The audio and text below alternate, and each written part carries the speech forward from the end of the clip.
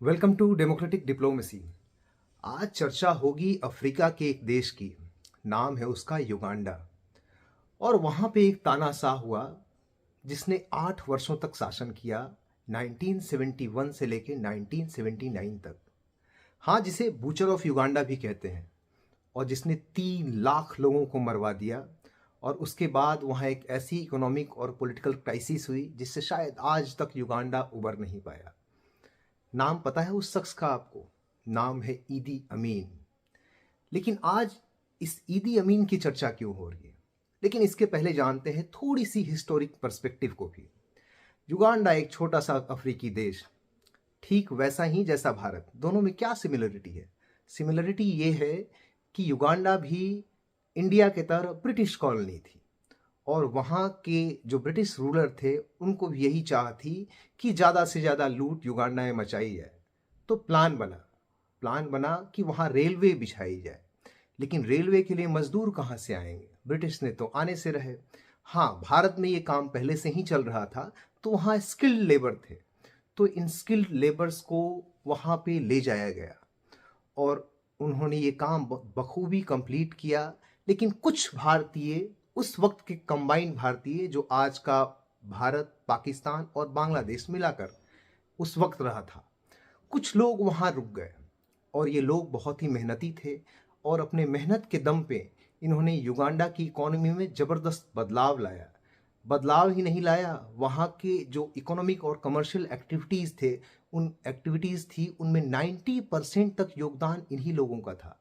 यहाँ तक कि 90% जो टैक्स पेयर्स थे वो भी यही एशियन लोग थे। फिर अचानक वहाँ सत्ता का परिवर्तन हुआ, ईदी अमीन का आगमन हुआ। और उसे एक दिन सपने में भगवान आए और भगवान ने कहा कि जो इंडियंस हैं, जो साउथ एशिया से आए हैं, ये ब्लड सकर्स हैं और यहाँ के लोगों का खून चूस रहे हैं, इसे निकाल बाहर करो। ये है ऐतिहासिक पृष्ठभूमि। लेकिन आज इसकी चर्चा क्यों हो रही है? चर्चा इसलिए हो रही है कि आज युगांडा के जो राष्ट्रपति हैं उन्होंने बाकायदा माफ़ी मांगी है। और माफ़ी मांग के कहा है कि हम भारतीयों का जो उस वक्त थे वहाँ लौट नहीं पाए, उनकी संपत्ति आज भी यहाँ पे है और उन संपत्तियों को हम वापस करना चाहते हैं। साथ ही माफ़ी मांगते हैं और एक्नॉलेज करते हैं आज जो करंट में भारतीय वहाँ हैं उनकी इकोनॉमिक ग्रोथ में युगांडा की। लेकिन यावेरी मुसावेरी को आज ही बात क्यों सूझी? 30 साल से वो प्रेसिडेंट हैं। देखिए, डिप्लोमेसी में कुछ भी यूं ही नहीं होता, उसके पीछे बहुत गहरा कैलकुलेशन किया जाता है। यावेरी के पास 2 ऑप्शन है, क्योंकि इन्वेस्टमेंट आज के टाइम अफ्रीका में मेनली 2 ही कंट्रीज कर रही हैं। पहला चाइना, दूसरा इंडिया। तो आपको किसे चुनना है इस वक्त?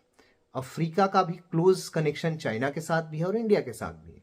युगांडा का हिस्टोरिक कनेक्शन इंडिया के साथ रहा है और उन्होंने देखा है कि भारतीय कैसे होते हैं और भारत सरकार का जो बर्ताव होता है आज अफ्रीका के तरफ, या साउथ, जो ग्लोबल साउथ आज है, उसकी पॉलिसीज़ को लेके और उनके लिए कितना मोदी साहब कर रहे हैं। और एक तरफ चाइना के बारे में भी पता है कि जब से ये बेल्ट एंड रोड इनिशिएटिव जो ब्रेन चाइल्ड है शी जिनपिंग का, जब से वो चल रहा है, कितने देश डेट ट्रैप में फंस गए। वो नहीं चाहते कि ईदी अमीन की तरह ये देश फिर से एक पॉलिटिकल केओस में फंसे, फिर से वही चीज़ हो। और भारत एक ऐसा कंट्री है जिसने कभी भी छोटे देशों को दबाया नहीं है। यही वो वजह है जो आज यावेरी साहब को भारत की तरफ फिर से खींच लाई है। भारत के पर्सपेक्टिव से बहुत अच्छी न्यूज़ है। पर मैं सलाह यहाँ पे ब्रिटेन को भी देना चाहूँगा, जिसने 45 ट्रिलियंस यहाँ के लूट लिए हैं और आज तक अपॉलॉजी नहीं की है। ये एक समय है जो ब्रिटेन अपनी गलतियों को सुधार सकता है। आज का वीडियो यही समाप्त करते हैं। मिलते हैं नेक्स्ट वीडियो में। Till then, goodbye, take care.